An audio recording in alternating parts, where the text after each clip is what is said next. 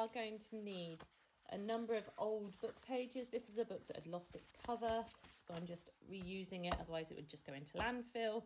I don't recommend you just take a book and tear it apart, but you can go to charity shops and find ones that have been donated that are no good for selling, that they would have to landfill anyway. They usually can give them away, or you might just buy, you can give a donation for them.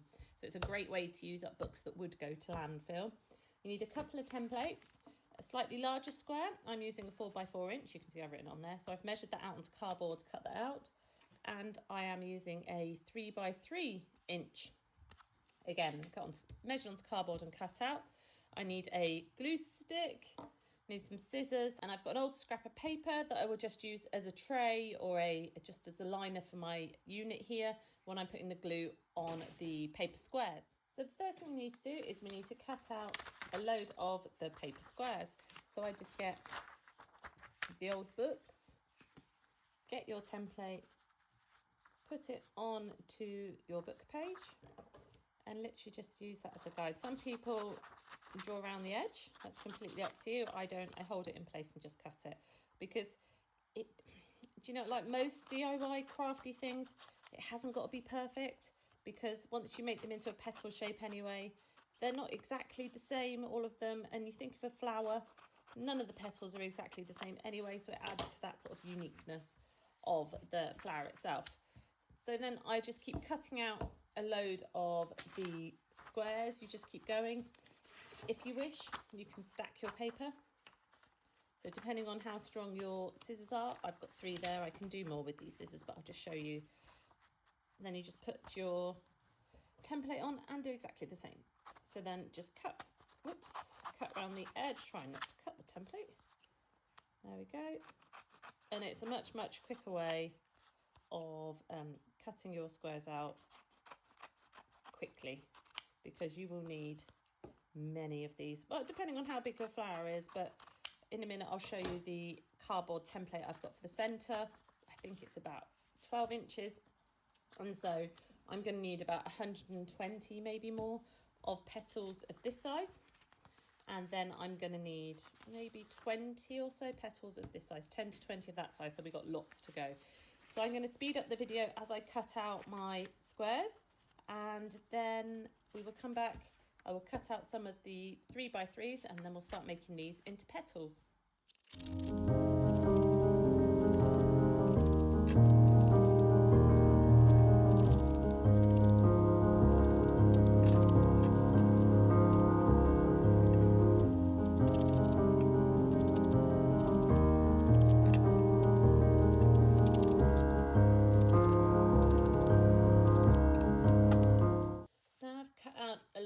Of the 4x4 squares, I now need to do the 3x3, and what I do here works quite well for the size of the squares I'm doing. So the offcuts, the larger pages that I haven't used for the 4x4s, I just line them all up, then put my 3x3 right in the middle, and I cut around that. Maybe that I need to do a few more. You can just use up all the offcuts of these. Oh, that one's a bit wonky. Again, like I said, it doesn't really matter too much, because your petals need to be, you know, a bit different anyway. So there we go. So I've got a selection of 3x3s. I'm going to do a couple more, and then we will come back and I will show you how we make these into petals. Okay, so how we turn these squares into petals for our flower. So we take the square, I'll do a couple of the large ones, and then I'll do a couple of the small ones, then I'll speed up the video as I do it, so you can watch all the way through. So then I get my glue stick, I place my square on this scrap bit of paper just so I don't get the glue everywhere, like I said in the introduction. And then down, I do the right hand side, but that's just because I'm right handed. If you're left handed, you can do the left. So run a strip of glue down the right hand side, and then just hold each corner and bring it over together, and then gently press that seam down. On my last video doing this, I put a peg at the top. I think my glue stick was a bit older then. This one seems to hold better, but you can do that should you wish. So that is one down. I like to try and keep all my text facing one direction, but that's completely up to you. It just adds to the effect of the petal if you want it to look a little bit more you know, just a bit more mixed up once the flowers are put together. And then depending on whether you want, this one's not got much text on the back, so you'll have a clear petal here with the text showing through from inside. You don't have to include those kind of petals if you don't, but again, that's completely up to you. So the last large one, and then I'll move on to a small one, which is exactly the same method, but I'll just do it on this video before I speed up. So a strip of glue down the right hand side, bring the sides over together. I like it so that they line up at the top, just so there's no mismatch of lines, then gently press it down. It doesn't matter too much if you squish it slightly as you're doing it, because as we stick them onto the round template, the centre of the flower later, you'll see they get a bit squished anyway. So there's 3 of the larger ones, and now we'll just do a couple of the smaller ones just to show. So exactly the same method. You run a strip of glue down the side. Oops, I threw my glue over it. And then roll them together. They're just a little bit more fiddly because they're smaller, but just take your time and you'll be able to do it. And there we go. So just roll it together, smooth the join in. There's one. Oops. Do one more and then I will speed up the video whilst I make, like I said, I need about 120 of the large ones, and I don't know, probably about, I might make 20 or 30 of these ones, and then I've got spare for my next, because I'm making a couple of these for different people. And there we go.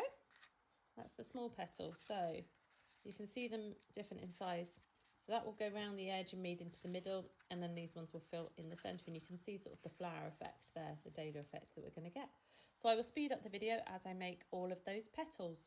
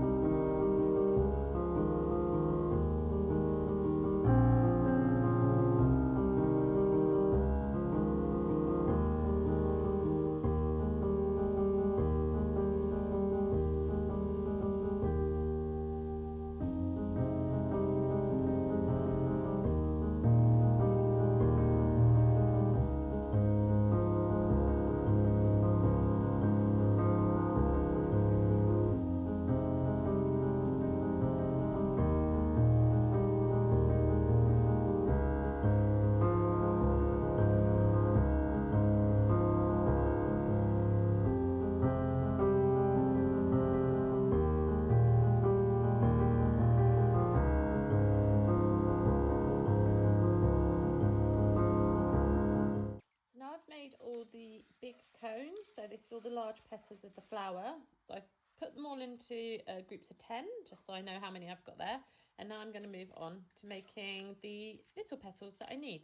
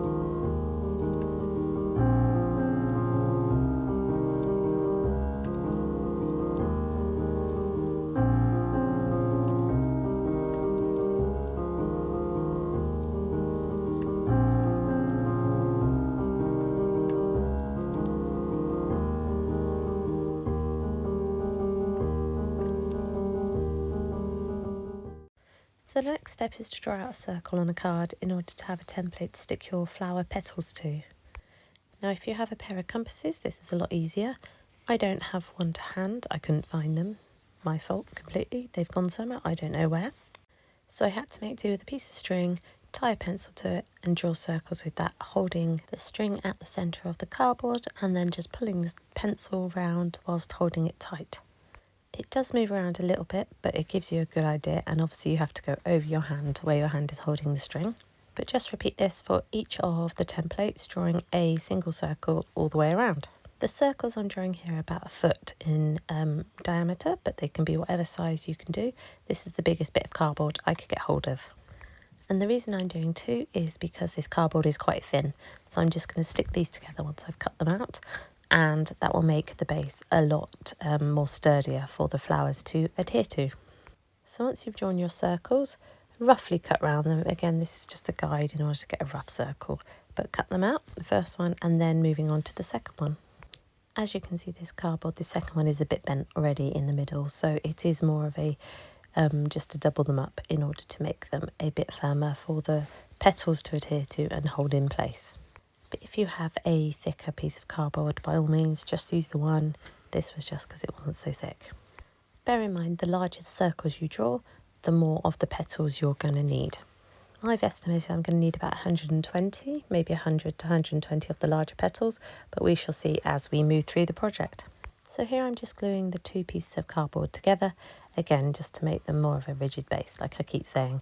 I'm just using my glue gun, spreading it over and then pressing the top piece in place. Applying a little bit of pressure just because it's thin cardboard to make sure it sticks. And there we have my base circle for my flowers. Now what I want to do next, I want to draw concentric circles moving outside in, using my outside circle as a guide. I'm drawing these circles roughly about 1 inch apart. And as before, as I haven't got my pair of compasses, I'm just using my string and my pencil as the guide, holding it in the centre and then shortening the string in order to get smaller circles as I move into the centre. I'm moving the bit of cardboard around as I go, because this way, as the circles are smaller, it's harder to draw them over your arm when your arm's in the way. So it's easier to draw sort of about 1/4 to 1/2 circle, then shift the circle round and then move it back around again. As you can see, I'm just moving it around with my hands as I go. Now just finishing up with the small circle in the centre. And there you can see the circles on the bit of cardboard where I'm going to glue my petals onto. Now I'm just arranging my petals around just so I have a selection of them around the centre cardboard piece, getting them ready to start gluing. And I have both the large ones and the small petals there ready to go. And this is quite simple, you just need to keep moving around at intervals, leaving a bit of about 1 inch gap in between each petal, placing a piece of glue, sticking to the first circle on the outside, and then gluing your petal down in place, moving around the cardboard as you go, making sure each petal is pointed towards the centre dot. Now you're going to keep going all the way around the edge until you've completed your first circle, and then you'll step into the next circle on your cardboard. And the aim of each one as you move inwards is to place your petals in between the gap, as you can see there. So now we're on the second circle.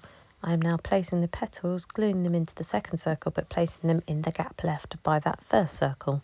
So I'll just leave the video going now as we're moving into the centre of the flower, and then I'll come back and talk to you about the centre small petals when we get there.